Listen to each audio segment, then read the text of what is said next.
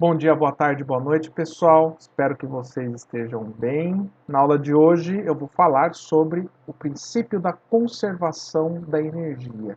Um princípio físico que é fundamental aí, não só na física, mas para todas as áreas da ciência. E antes de falar desse princípio, nós vamos falar da energia potencial. Então, bora lá. Lembra do slide da aula anterior? Aquele primeiro slide, ele está aqui de novo, né? Na aula de hoje eu espero que fique um pouquinho mais evidente o porquê utilizar os conceitos de trabalho de uma força e energia facilitam tanto a vida da gente, tal como na resolução de vários problemas como esse da montanha russa, tá? Nós definimos também na aula passada o conceito de energia. Energia é uma grandeza escalar associada ao estado de um ou mais objetos. Lembra que eu falei que energia é um número? Né? Então, ele é um número que pode ser calculado e medido experimentalmente. E outro fato importante é que a energia ela é conservada. Ela se converte de uma forma em outra.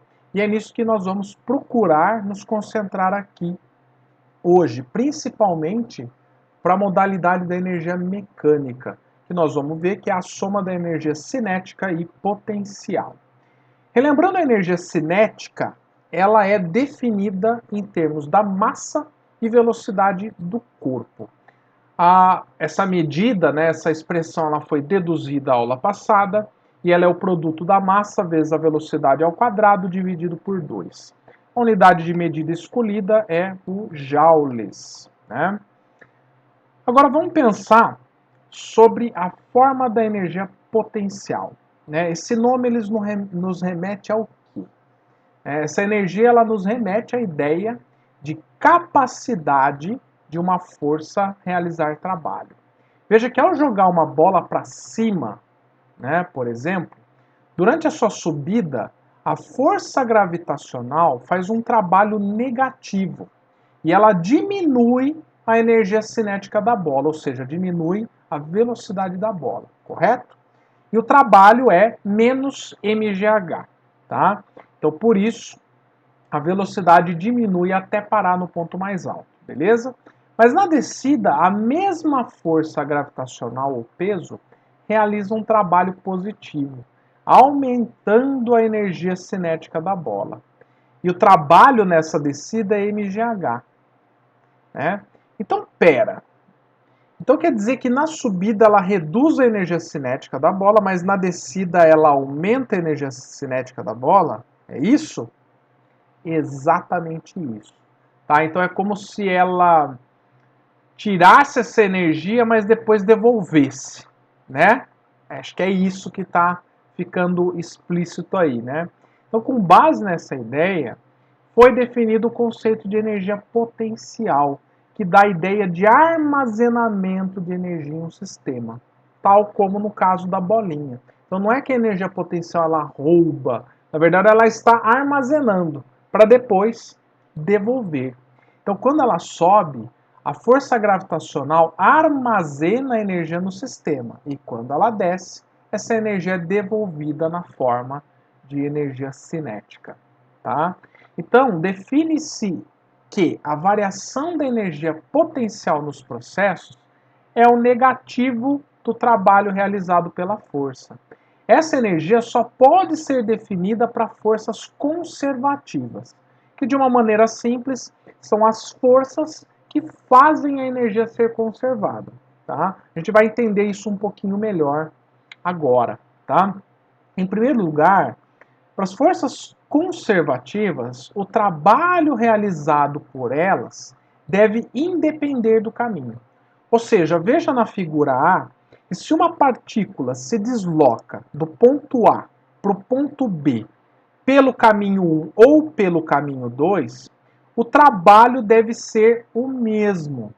Ou seja, W de A até B pelo caminho 1 tem que ser igual ao W de A até B pelo caminho 2. Tá? Outro ponto. Na figura B, a partícula vai de A para B pelo caminho 1 e volta pelo caminho 2.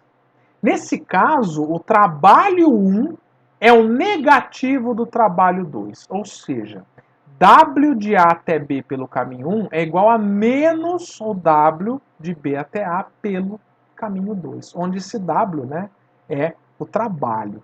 Então, resumindo, para a força ser conservativa, ela deve seguir essas duas afirmações. O trabalho total realizado por uma força conservativa sobre uma partícula que se move ao longo de qualquer percurso fechado é nulo. Então, o que essa primeira frase está dizendo e o que ela implica é que a energia total transferida durante a ida e volta é nula. Ok? Segunda afirmação. O trabalho realizado por uma força conservativa sobre uma partícula que se move entre dois pontos não depende da trajetória seguida pela partícula. Essa outra é muito importante porque é ela que simplifica os problemas mais complicados. Ela mostra para a gente que nós podemos substituir uma trajetória complicada por uma mais simples, já que o trabalho não depende da trajetória. Mas lembre-se que isso só é válido para forças conservativas, beleza? Bom, então se tem força que é conservativa, tem força que não é, né? Então aqui nós vamos falar das forças dissipativas. Um exemplo de força dissipativa é a força de atrito, a força de arrasto, né? Dá uma olhadinha nesse GIF que o trabalho da força de atrito transforma a energia cinética, que a caixa tem, em energia térmica. E também uma pequena parte em sonora, né? Se isso está acontecendo na nossa frente, a gente escuta o barulho, né? E isso faz a caixa parar, né? Daí a gente não consegue mais pegar essa energia que se esvaiu e trazer de volta para o sistema na forma de movimento. Então ela acaba por se degradar, né? Então a energia mecânica ela se reduz. Tá? Em outros termos, ela aumenta a entropia do universo. Tá? Mas isso aí é assunto para o curso de Física 2. Então agora vamos testar esse conceito de força conservativa, vendo como ela se transforma numa energia potencial, né? Vamos começar pela força gravitacional, que é um exemplo de força conservativa. Então, como a gente viu, nós podemos definir uma energia potencial para ela, que nós vamos chamar de energia potencial gravitacional. E para a gente chegar na expressão para essa energia, nós vamos tomar de novo o caso de uma bolinha que é levada até uma altura h. Veja que ela pode ser levada por qualquer caminho, seja o azul, ou o verde, ou qualquer outra que você quiser. Tá? E para a gente demonstrar que o trabalho da força gravitacional é independente do caminho, eu vou escolher o caminho mais difícil por agora, tá? Que é o caminho azul. Lembre-se que a força gravitacional é sempre vertical para baixo, né? Então a gente pode escrevê-la como menos mg em J. Tá? Para calcular o trabalho da força gravitacional, num caso desse, de um movimento que pode ser em 3 dimensões, eu vou tomar deslocamentos infinitesimais, porque ele vai mudando de direção ao longo do caminho. Então, por isso, né, eu escolhi esse vetor dr, tá, que pode ser escrito em termos das suas componentes, ou seja, dx na direção y, mais dy na direção j, mais dz na direção k. Feito isso, nós calculamos o trabalho por meio da integral, já que eu estou trabalhando com esses deslocamentos infinitesimais, eu tenho que trabalhar dessa forma, beleza? Então vamos lá, né? Substituindo o dr e a força na integral, a gente chega na integral de y0 até y de menos mg em j vezes o vetor dr, né, que é o conjunto de componentes. Como vocês lembram da aula passada, só vai me sobrar aí o produto escalar entre j e j. Né? Por quê? Porque só nesse produto escalar eu vou ter um resultado não nulo. Tá? E aí é uma beleza, porque me resulta numa integral muito mais simples. né, a integral de mg dy. Como a gravidade, aqui eu estou supondo que essa diferença de altura ela é pequena, então a gravidade ela não depende da altura.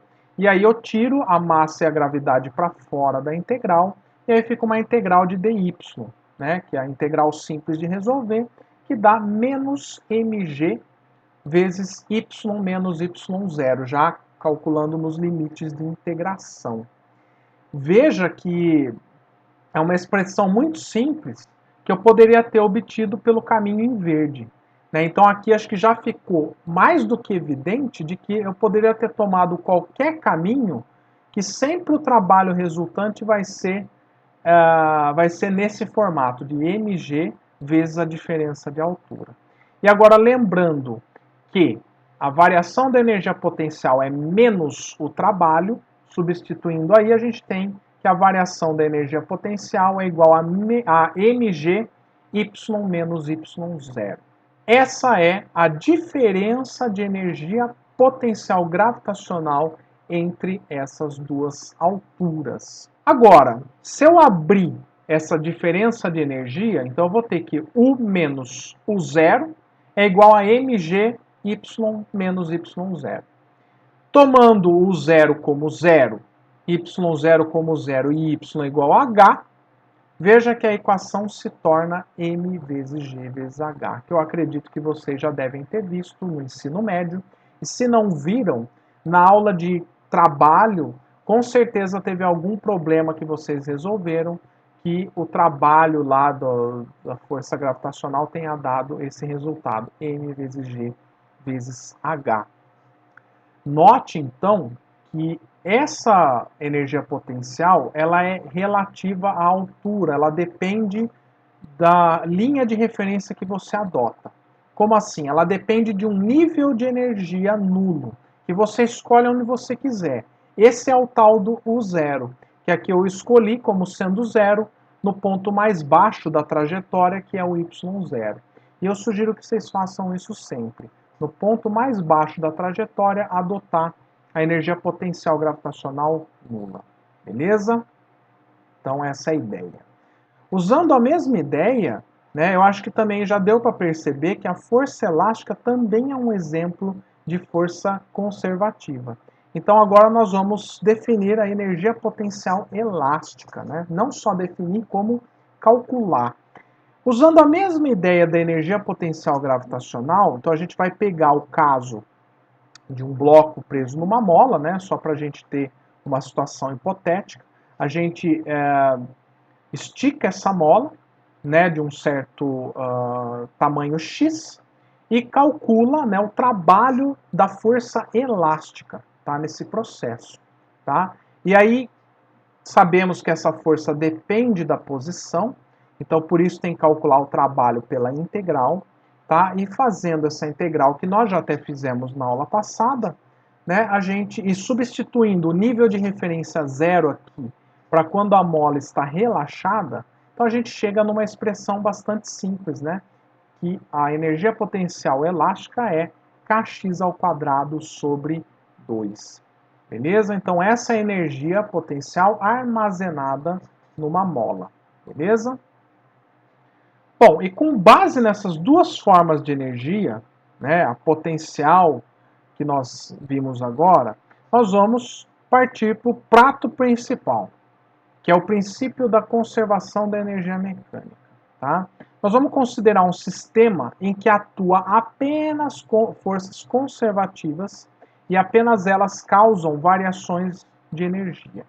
Nesse caso, então, nós podemos escrever que o trabalho é igual à variação da energia cinética e também igual a menos a variação da energia potencial.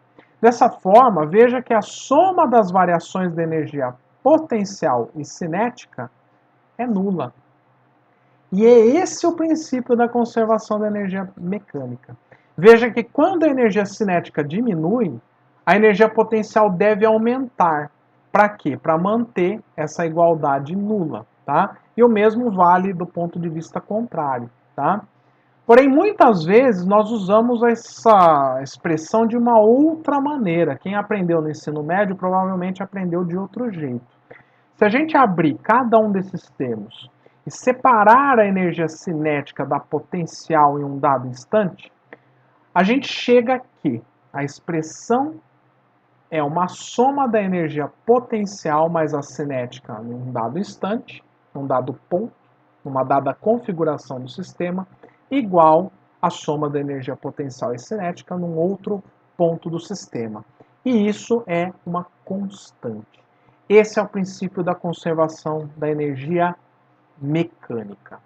Outra forma, também de escrever é que a soma da energia cinética mais a potencial, ela é chamada de energia mecânica, é definido assim. Tá? Então, se a gente pensar na primeira expressão que a gente tinha chegado, ela implica que a variação da energia mecânica é nula. Tá? Então, aí fica de novo evidente o princípio da conservação da energia mecânica. E no caso aí ela só é válida quando não temos forças externas ou dissipativas atuando. Para entender o que eu estou falando, veja esse skatista na rampa. Se não há forças dissipativas atuando sobre ele, ele vai se manter em movimento eternamente. E outra, se ele saiu de uma dada altura, ele sempre vai alcançar do outro lado a mesma altura. Tá? E aí eu quero que vocês reparem no gráfico de barras. A barra amarela representa a energia total, que nesse caso aí, sem a ação de forças dissipativas, essa energia total é a energia mecânica. E ela não muda, ela é constante. O que varia é a energia cinética e também a energia potencial. Tá? Mas o que é importante é que a soma das duas sempre dá a energia mecânica.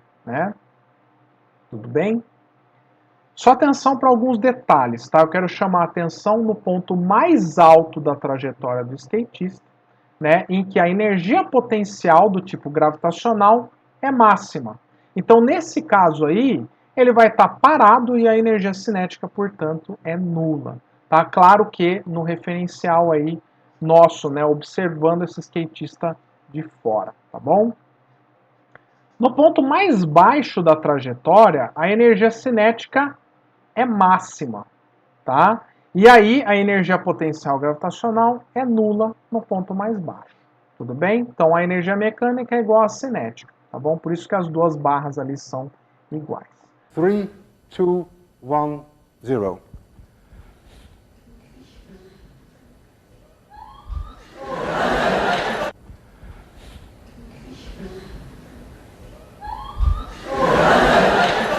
Agora você deve se perguntar, mas quando o atrito ou outra força externa atua sobre o sistema, como que eu faço? Então, nesses casos, veja que a gente tem que calcular o trabalho dessa força externa. E esse trabalho vai implicar na variação da energia mecânica do sistema, porque esse trabalho ele vai estar colocando ou retirando a energia do sistema. Para você entender isso, você tem que lembrar que o trabalho é transferência de energia de um corpo ao outro, e essa transferência se dá por meio de uma força. Tá?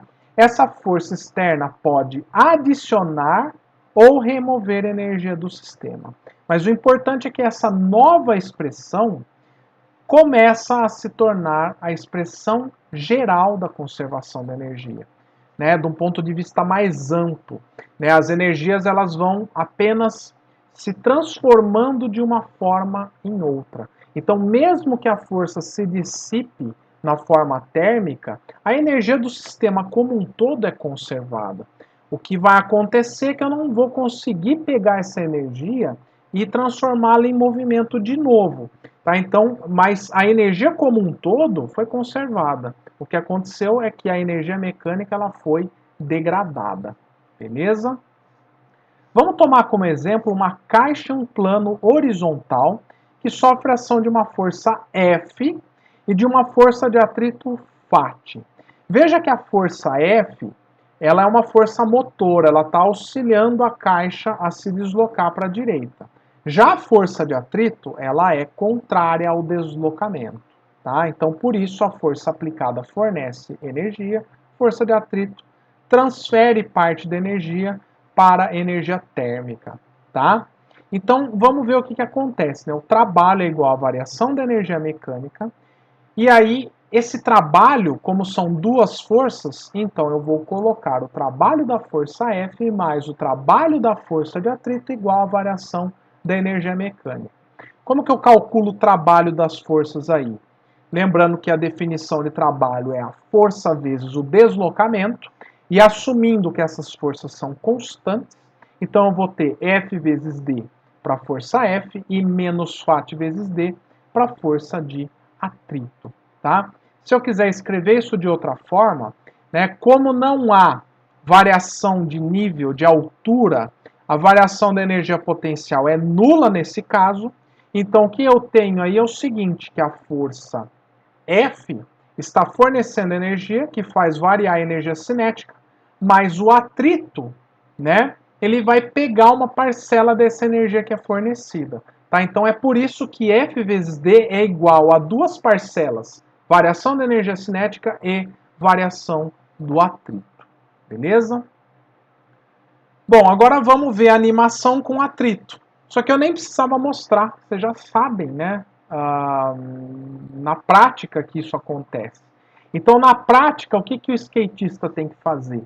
Ele tem que acrescentar energia mecânica no sistema.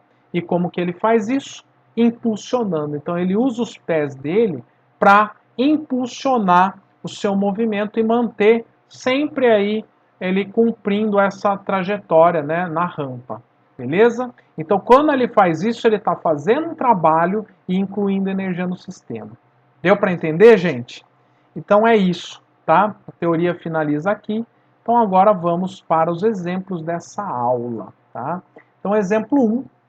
Uma bolinha de aço é abandonada, ou seja, com velocidade inicial nula, a partir do ponto M da calha indicada na figura, onde desliza com atrito desprezível. Qual das opções abaixo melhor representa a trajetória da bola depois de cair da calha na extremidade P?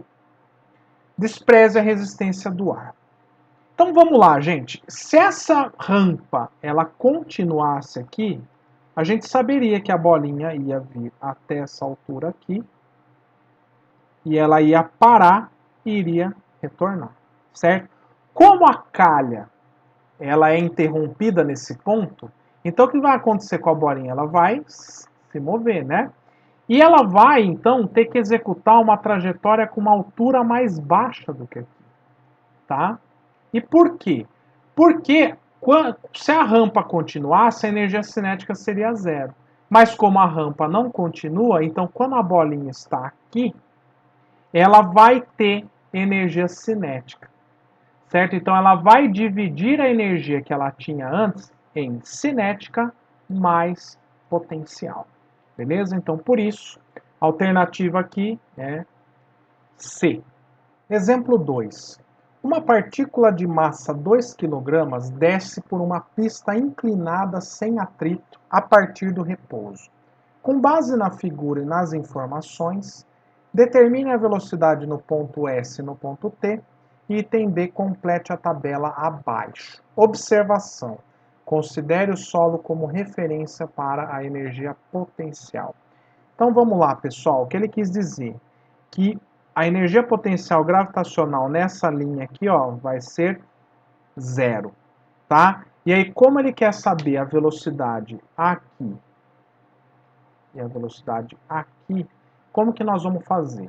Bom, em primeiro lugar, ele falou que aqui nós vamos desprezar o atrito, né? Então não há forças dissipativas atuando.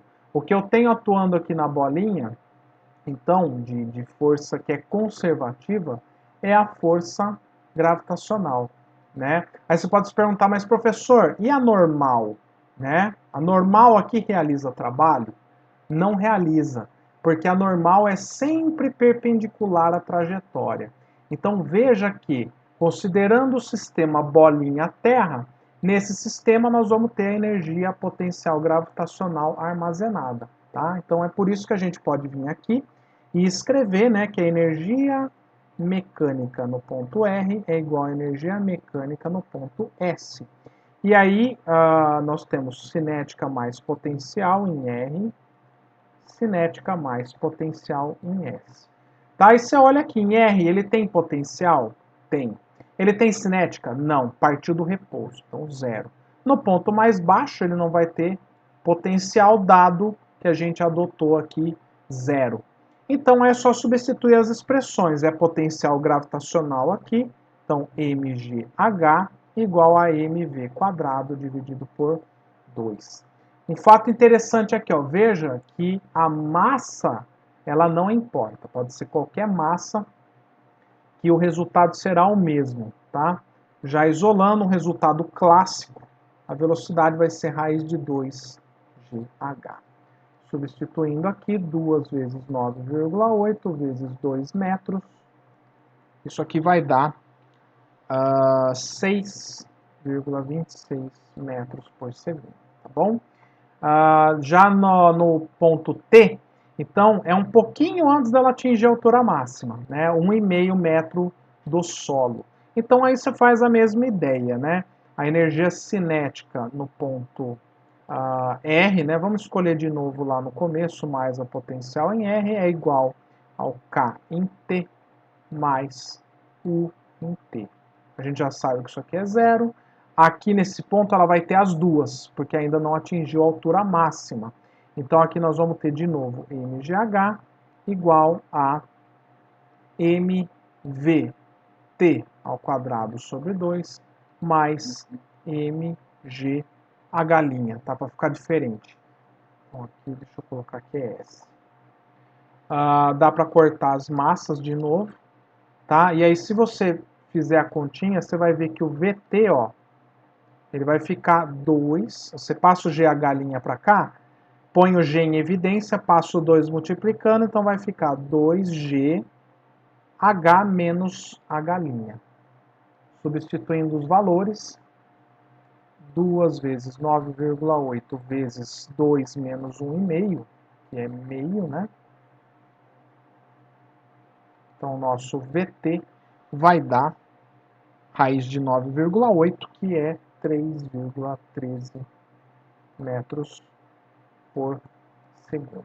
Bom, no item B, ele pede para calcular as energias em cada posição, né, e a modalidade delas. Então, vamos começar no ponto R aqui. A energia potencial é da forma gravitacional, mgh. Né? Então, aqui a massa era 2, 9,8 vezes a altura 2. Se você fizer essa continha, vai dar 39,2 joules. E veja como é fácil. Conhecendo o princípio de conservação da energia mecânica, eu já sei que aqui é 39,2, aqui é zero, porque não tinha nada, então a energia mecânica é 39,2. E como não há forças dissipativas, você já pode vir aqui e preencher a energia mecânica em tudo. Outra coisa, S é o ponto mais baixo, então aqui só vai ter energia cinética. Toda a energia mecânica está na energia cinética. A potencial vai ser zero.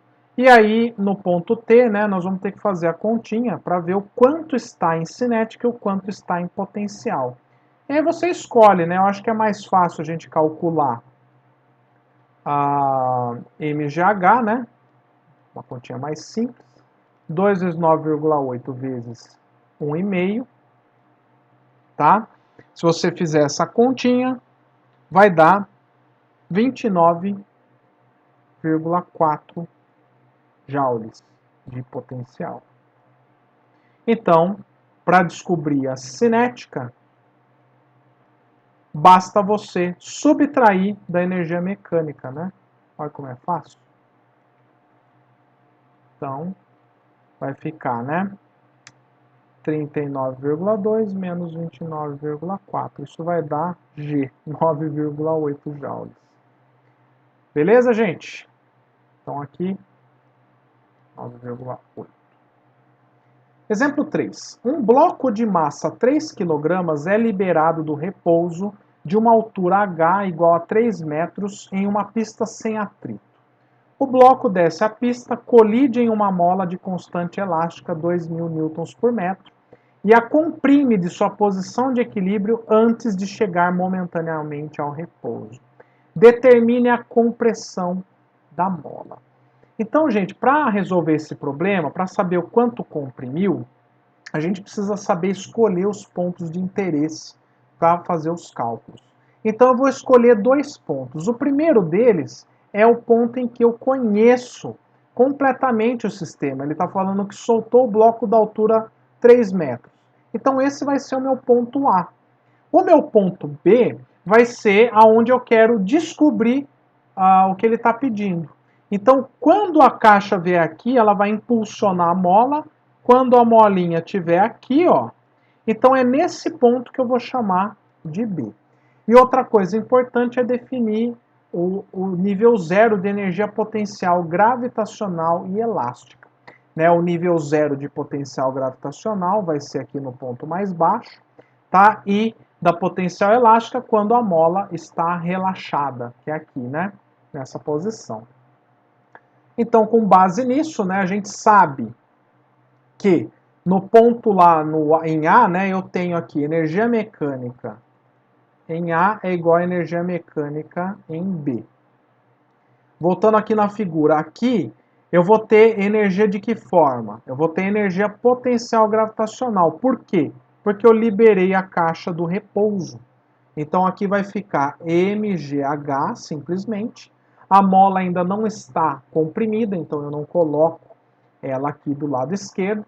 Tá? Já do lado direito, a caixa vai estar em repouso. Então aqui eu só vou ter energia potencial da forma elástica. Então aqui fica kx ao quadrado sobre 2. E aí acabou, né? Só a gente isolar o x. Então aqui vai ficar que o nosso x ele é igual a 2mgh dividido por k e tira a raiz quadrada disso. E aí a gente substitui os dados, né? 2 vezes 3 vezes 9,8 vezes 3 dividido por 2.000. Faz a continha. Isso vai dar 0,0882 metros ou 8,8 centímetros. Maravilha? Exemplo 4. Na figura, um bloco de massa 12 kg é liberado a partir do repouso em um plano inclinado sem atrito de ângulo 30 graus. Abaixo do bloco há uma mola que pode ser comprimida 2 centímetros por uma força de 270 newtons. O bloco para momentaneamente após comprimir a mola 5,5 centímetros. Item A. Que distância o bloco desce ao longo do plano da posição de repouso inicial até o ponto em que para momentaneamente? E item B. Qual é a velocidade do bloco no momento em que ele entra em contato com a mola? Bom, então no item A dessa questão, ele quer saber qual é a distância percorrida pelo bloco ao longo do plano, desde o repouso dele até o ponto em que ele para na mola, ou seja, ele quer saber o valor desse tamanho aqui que eu chamei de L, tá bom? A mola, de acordo com o texto, comprime de x, que é de 0,055 metros, tá? Quando a caixa empurra a mola, tá? E aí, uma coisa que eu vou precisar depois, que nós vamos acabar calculando primeiro, é essa altura H, né? Que é a altura da caixa até onde ele para, que é o nível em que ele para na mola, tá?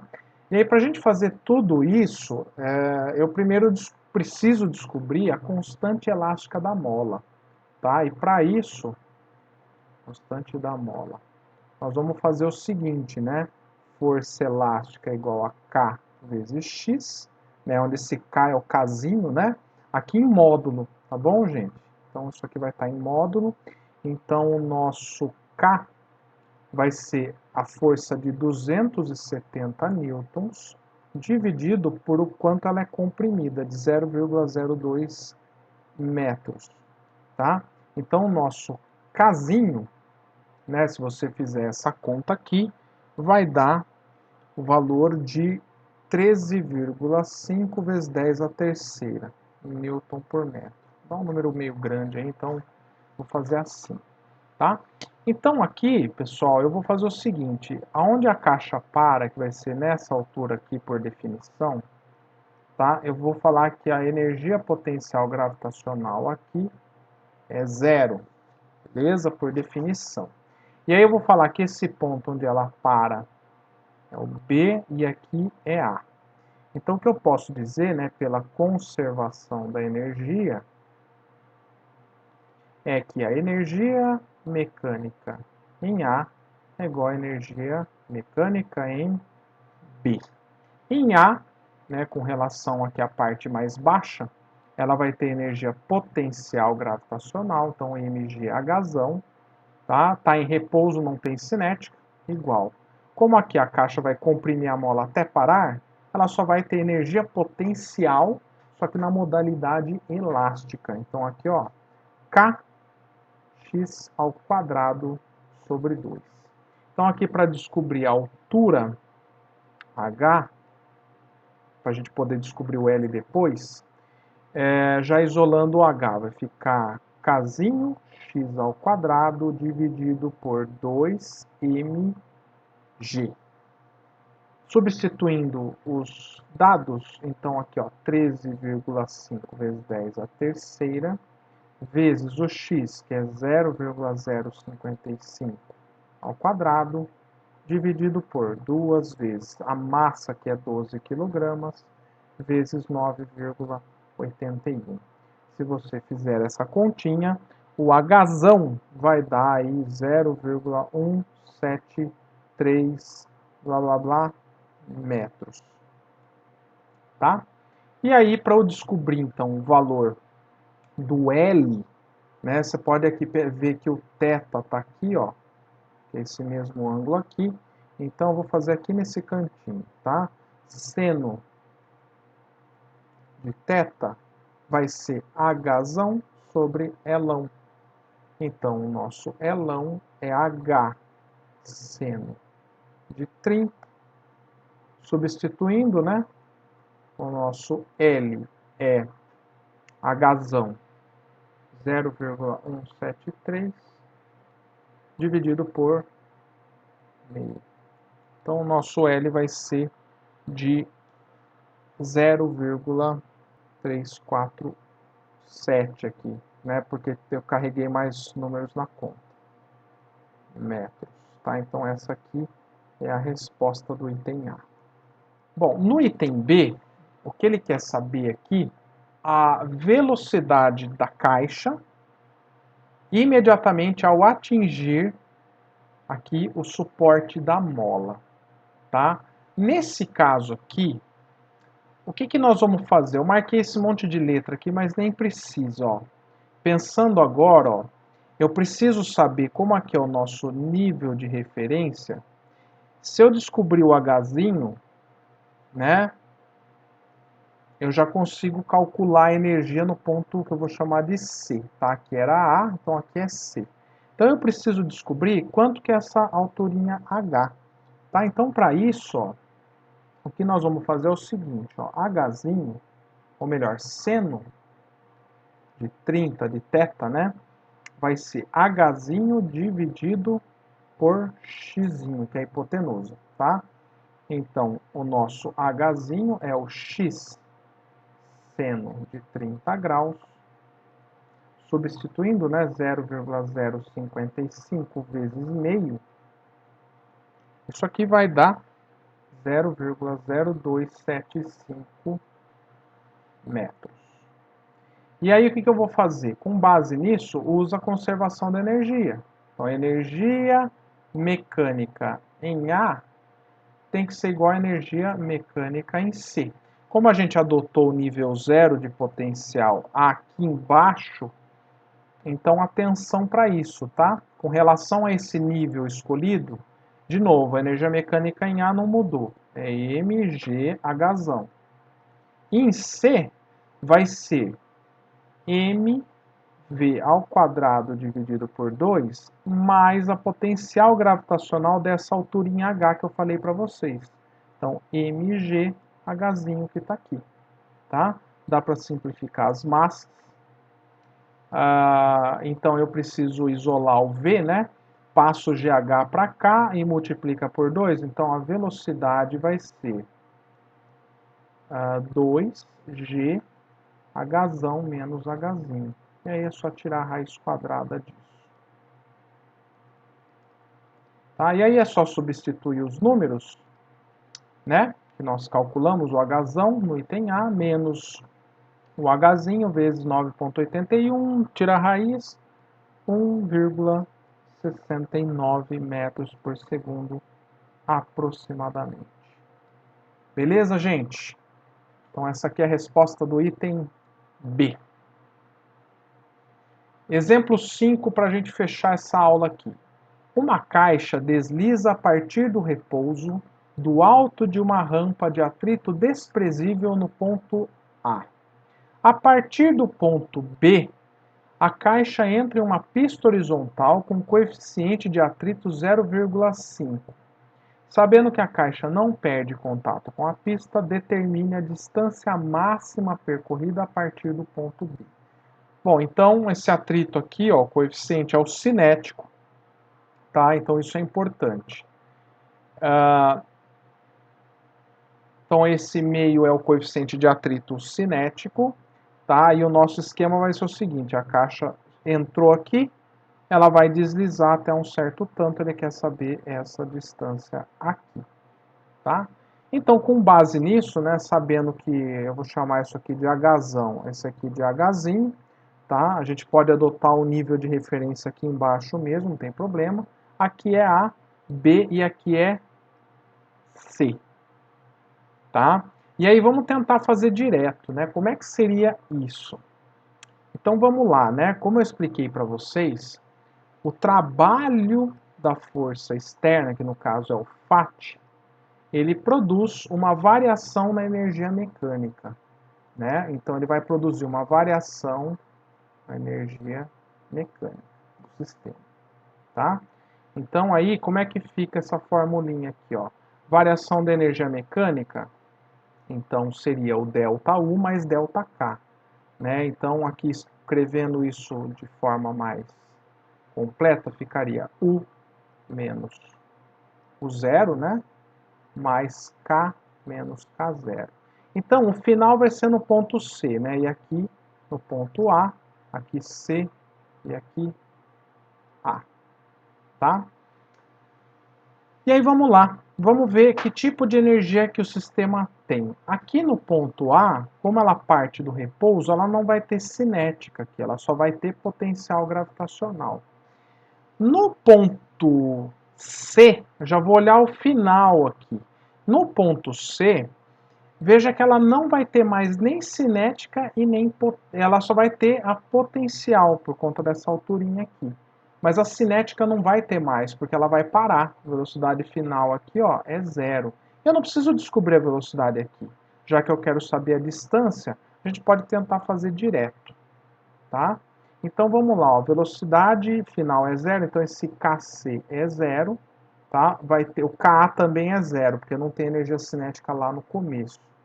Melhor ainda, né? Então vamos ver o que vai ficar? Vai ficar assim, ó. O trabalho da força de atrito é Fat vezes o deslocamento, só que é negativo, né? O trabalho é negativo, ele remove energia do sistema. Então aqui, ó, o C menos o A. Aí eu vou trabalhar um pouquinho, né? Vai ficar energia potencial em A é igual a energia potencial em C mais Fat vezes D. E aí eu quero que vocês prestem atenção para essa fórmula. O que está escrito aqui, na verdade, é o seguinte, que a energia mecânica em A, ó, ela é igual à energia mecânica em B mais o atrito. Tá?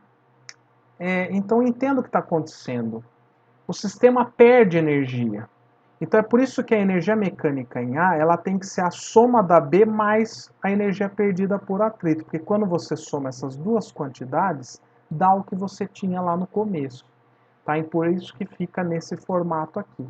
Mas então, veja só, que vai ficar mgh aqui, mgh mais Φ, como é o atrito cinético, né, vai ficar Mi, e aí as forças que atuam, peso e normal, né, tá na horizontal, então vai ficar M, Mi vezes o peso, né, vezes a distância. Como a massa que eu tenho todos os termos, corta a gravidade também. Nossa, então o que sobrou aqui para nós? Passa o Hzinho subtraindo, vai ficar Mi vezes D.